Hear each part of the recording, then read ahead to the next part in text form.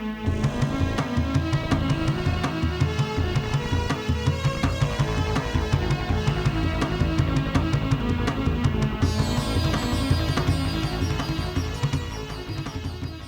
बच्चे जब डिप्रेशन में आते हैं तो उसके क्या सिम्टम्स होते हैं? 10 इयर्स के कम बच्चों में भी आजकल डिप्रेशन के जो सिम्टम्स रहते हैं, और जो टीन एज जो है उनमें बच्चों में चिड़चिड़ापन बहुत ज्यादा रहता है।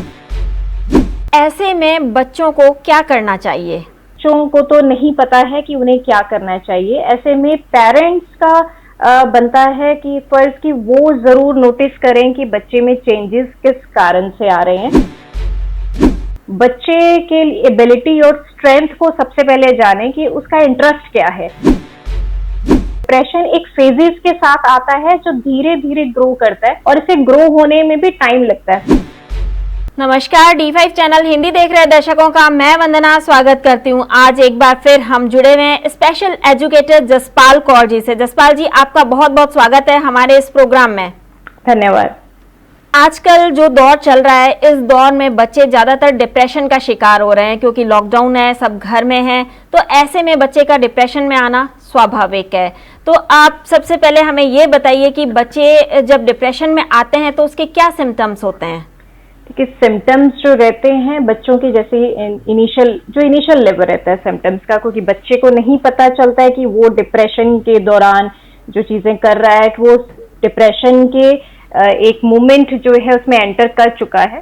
तो पेरेंट्स के लिए ये जरूर गाइडलाइंस रहेंगे कि वो जरूर ऑब्जर्व करें कि बच्चे क्या अकेला रहना शुरू कर चुके हैं, या वो टाइम स्पेंड जो है वो ज्यादा से ज्यादा अकेला रहना में मतलब कि हैप्पी फील करता है, या बातचीत जो है वो कम कर चुका है, बातचीत करना ज्यादा पसंद नहीं करता है। और मेनली जो छोटे बच्चों में रहता है, जो 10 इयर्स से कम के रहते हैं, ये नहीं कि 10 इयर्स के कम बच्चों को डिप्रेशन नहीं होता है, 10 इयर्स के कम बच्चों में भी आजकल डिप्रेशन के जो सिम्टम्स रहते हैं। और जो टीन एज जो है उनमें बच्चों में चिड़चिड़ापन बहुत ज्यादा रहता है। चिड़चिड़ेपन में भी एंजाइटी लेवल रहता है इनका, जो कि किसी भी चीज का रिएक्शन जो है वो इंस्टेंट देते हैं, जो कि एग्रेसिव कह सकते हैं कि बहुत ही ज्यादा एग्रेशन में आंसर्स देने शुरू कर देते हैं। ऐसे में बच्चों को क्या करना चाहिए? देखिए, ऐसे में वंदना जी मैं कहना चाहूंगी कि बच्चों को तो नहीं पता है कि उन्हें क्या करना चाहिए। ऐसे में पेरेंट्स का बनता है कि फर्ज कि वो जरूर नोटिस करें कि बच्चे में चेंजेस किस कारण से आ रहे हैं, वो चीजें जरूर नोटिस करें। वो रीजनिंग जो है उस इंसिडेंट जो घर में माहौल जैसा चल रहा है, तो वो जरूर चेक करें कि कहीं वो उस बच्चे को डिस्टर्ब तो नहीं कर रहा है। अभी जैसे फिलहाल फॉर एग्जाम्पल अगर मैं डिस्कस करूं आपके साथ, तो अभी ऑनलाइन क्लासेस सब बच्चों की चल रही हैं जो घर पे अटेंड कर रहे हैं। तो कहीं ना कहीं बच्चों की फुली पार्टिसिपेशन नहीं होती है, वो जो बच्चे को कॉन्सेप्ट्स हैं वो क्लियर नहीं हो रहे हैं। पेरेंट्स अपना अलग समझा रहे हैं, टीचर्स अपना अलग समझा रहे हैं, बच्चे का जो अंडरस्टैंडिंग लेवल है वो डिफरेंट है। तो तीनों का कहीं पे भी कोऑर्डिनेशन नहीं है, और जो कोऑर्डिनेशन ब्रेकअप हो रहा है उसी वजह से कहीं ना कहीं चिड़चिड़ापन भी है। बच्चा कहीं पे भी अपनी बात क्लियर नहीं कर पा रहा है। तो इसके लिए पेरेंट्स के लिए मैं बोलना चाहूंगी कि वो जरूर बच्चे से खुल के बात करें। उनको कोई सेट लाइंस या एक्सपेक्टेशन जो है वो उनके सामने सेट ना करें, कि ये चीजें कई मैंने पेरेंट्स पे देखा है। अभी जैसे रिजल्ट आ रहे हैं, हाफ ईयरली एग्जाम्स जो गोइंग ऑन है स्कूल्स में, तो टीचर्स के सामने पेरेंट्स जब डिस्कशन करते हैं तो वो एक सेट गोल सेट कर लेते हैं अपने बच्चे के लिए कि ए ग्रेड आना है, बी ग्रेड जो है ये अच्छा नहीं है, या ए ग्रेड या ए प्लस आना ही चाहिए। वो सेट गोल्स ना करें बच्चे के सामने, उसकी अंडरस्टैंडिंग को समझें, एबिलिटीज को समझें, टीचर से खुल के बात करें, बच्चे से भी खुल के बात करें। स्ट्रेंथ जो है बच्चे की, उसको जो है फ्लरिश करने के लिए स्टेप लें। और इसके लिए तो अभी गाइडलाइंस इतनी ज्यादा अच्छी हैं कि साइकोलॉजिस्ट से भी जो है इंटरेक्शन हो सकती है, काउंसलर से भी वो बात कर सकते हैं। फर्स्ट एंड जो इनिशियल स्टेप है टीचर से ही बात करने का रहेगा। बच्चे के एबिलिटी और स्ट्रेंथ को सबसे पहले जानें कि उसका इंटरेस्ट क्या है। फर्स्ट इंटरेस्ट को जानना बहुत जरूरी है। आजकल सर्वे चल रहा है कि बच्चे को स्कूल भेजें या नहीं भेजें, तो ऐसे में आप क्या सजेस्ट करना चाहेंगी? बहुत ही ट्रिकी क्वेश्चन है वंदना जी आपका, कि सर्वे चल रहा है और ये जो सर्वे है वो स्कूल की तरफ से चलाया जा रहा है। वो पेरेंट्स से ही पूछ रहे हैं कि पेरेंट्स क्या चाहते हैं। कुछ पेरेंट्स विलिंग हैं बच्चों को स्कूल भेजने के लिए, कुछ पेरेंट्स थोड़े रिलक्टेंट हैं। इसमें डिपेंड करता है सिनेरियोज को कैसे लिया जा रहा है।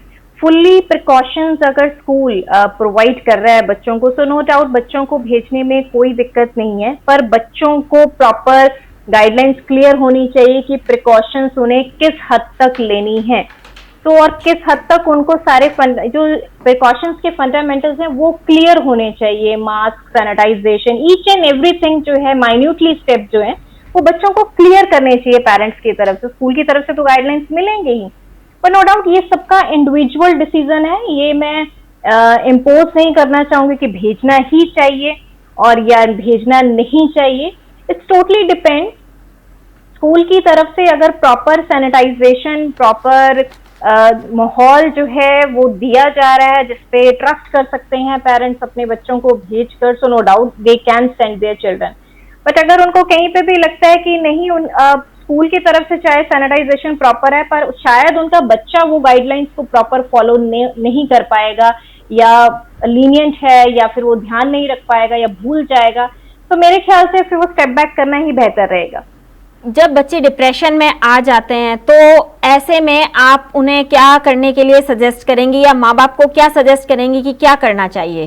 पहली बात तो बच्चे को मैं सजेस्ट करना चाहूंगी, अगर डिप्रेशन में बच्चा है तो बच्चा नहीं जानता कि वो डिप्रेशन में है फर्स्ट, तो बच्चे के लिए काउंसलिंग जो है फर्स्ट पेरेंट्स की तरफ से रहती है। तो पेरेंट्स को देखना होगा कि बच्चे का बिहेवियर चेंजेस कहाँ तक आए हैं, मतलब क्या चेंजेस आए हैं उनके, अकेला रहना शुरू कर दिया है या फिर बातचीत करने में चेंजेस हैं उसके, बहुत जल्दी चिड़चिड़ापन, मतलब कुछ भी कहो तो बहुत जल्दी गुस्सा मान जाता है, किसी भी कन्वर्सेशन में पार्टिसिपेशन नहीं है, किसी चीज में इंटरेस्ट नहीं शो कर रहा है। तो इन चीजों को अगर ध्यान में रख के अगर पेरेंट्स को लग रहा है कि ये सिम्टम्स जो हैं उनके बच्चे में बहुत ज्यादा पहले नहीं थे, इनिशियली मतलब जल्दी से अभी चेंजेस हुए हैं, 1-2 महीने में ज्यादा प्रोमिनेंट हो गए हैं, तो उस वक्त जो है पेरेंट्स की तरफ से बच्चे के साथ बातचीत करना बहुत जरूरी है। वो बच्चे को इस तरीके से बात करें कि बच्चे को रहे कि कोई पर्सन है जो जिसपे वो ट्रस्ट कर सकता है। एक ट्रस्ट बिल्डअप होना बहुत जरूरी है। कहीं ना कहीं बच्चों में रहता है कि अगर उन्होंने कोई, हो सकता है कोई गलती भी हो चुकी है या कोई गलती की है, तो वो बताने की बजाय डर के कारण नहीं बता पाते हैं, तो वो अंदर ही अंदर जो है छोटी सी बात को लेके कहीं ना कहीं वो डिप्रेशन का जो है एक प्लांट जो है, मैं कहूँगी कि डिप्रेशन जो है ये बहुत जल्दी नहीं होता है, इसका एक कह लो कि एक प्लांट है जिसको ग्रो अप होने में बहुत टाइम लगता है। तो धीरे धीरे एक गलती छोटी छुपाई है बच्चे के दिल में, वो इंस्टिंक्ट अंदर ही अंदर उसको घुटन महसूस हो रही है, फिर कुछ और हो गया, तो सारा कुछ मिलके जो है डिप्रेशन की स्टेज क्रिएट होती है। कोई ये इंस्टेंट नहीं है कि आज कोई इंसिडेंट हो गया, बच्चे को कहीं डांट पड़ी तो कल वो डिप्रेशन में चला जाएगा। Depression is not like that. Depression एक फेजेस के साथ आता है जो धीरे धीरे ग्रो करता है और इसे ग्रो होने में भी टाइम लगता है। पर जो इनिशियल स्टेज बच्चों की रहती है उसमें पेरेंट्स को मैं गाइड करूंगी कि वो बच्चों के साथ बातचीत शुरू करें, अपना जो टाइम है, क्वालिटी टाइम जिसे कहा जाता है, वो स्पेंड जरूर करें बच्चे के साथ। ये नहीं कि फैमिली के साथ बैठे हैं तो वो क्वालिटी टाइम ना समझें, बच्चे का अपना टाइम जरूर होना चाहिए। फादर के साथ अलग कन्वर्सेशन हो, बच्चे की मदर के साथ अलग कन्वर्सेशन होनी चाहिए, दोनों की कन्वर्सेशन पेरेंट्स को आपस में बात करके सुनना भी चाहिए कि उन्होंने, बच्चे ने अपनी मदर से क्या सेम क्वेश्चन का आंसर दिया और फादर को सेम क्वेश्चन का आंसर क्या दिया है। दोनों को पेरेंट्स को ये मैच करके देखना होगा कि दोनों में डिफरेंस क्या है, वर्ड्स कौन से चूज किए हैं उसने, एक्सप्रेस वो कैसे कर पाया है, पूरी बात उसने बोली सिमिलर वे में या नहीं बोली, या कुछ फिर भी उनको झिझक लगी या हिचकिचाहट लगी कि बच्चा अभी भी खुल के नहीं बात कर पाया। पहला स्टेप जो है, प्रोमिनेंट स्टेप, इम्पॉर्टेंट स्टेप जिसे मैं कहूँगी, पेरेंट्स को बच्चे के साथ खुल के बात करनी है, जिसमें चाहे बच्चे की गलती भी है, चाहे पेरेंट्स को पता भी हो कि गलती है, स्टिल उसको सपोर्ट प्रोवाइड करना है और पूछना है आखिर में हुआ क्या है इंसिडेंट, और अगर वो अकेला रहना शुरू कर चुका है तो उसके पीछे रीजन क्या है, उसके फ्रेंड्स का रीजन है, पीयर प्रेशर है, काफी चीजें जो है नहीं बच्चे बता पाते हैं। टीनेज में फिजिकल चेंजेस हो रहे हैं तो वो भी शेयर नहीं कर पाते हैं कई बच्चे, बॉयज के अलग फिजिकल चेंजेस हैं, गर्ल्स के अलग हैं, तो सो मेनी थिंग्स जो है बच्चों के लिए ये चीजें डिस्कस करने में पेरेंट्स की तरफ से फर्स्ट रहेगा। पर अगर पेरेंट्स को लगता है कि कुछ चीजें ऐसी हैं कि वो इतने एफर्ट करने के बाद भी बच्चा ओपन अप नहीं हो रहा है, बल्कि और उनका माहौल खराब हो गया पूछने के बावजूद, क्योंकि पेरेंट्स का भी जो है वो पेशेंस लेवल इतना नहीं रहता है कि बार बार पूछते रहें। पेरेंट्स भी रिलक्टेंट हो जाते हैं कि ठीक है, अगर नहीं बताना चाह रहा है और इसे गलतियां करने की आदत है तो वो भी छोड़ देते हैं कुछ हद तक।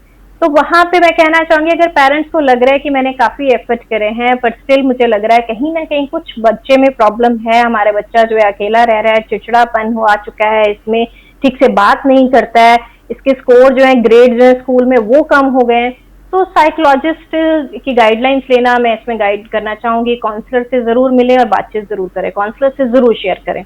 क्या कोई माइंड गेम एक्सरसाइज भी करनी चाहिए ऐसे में?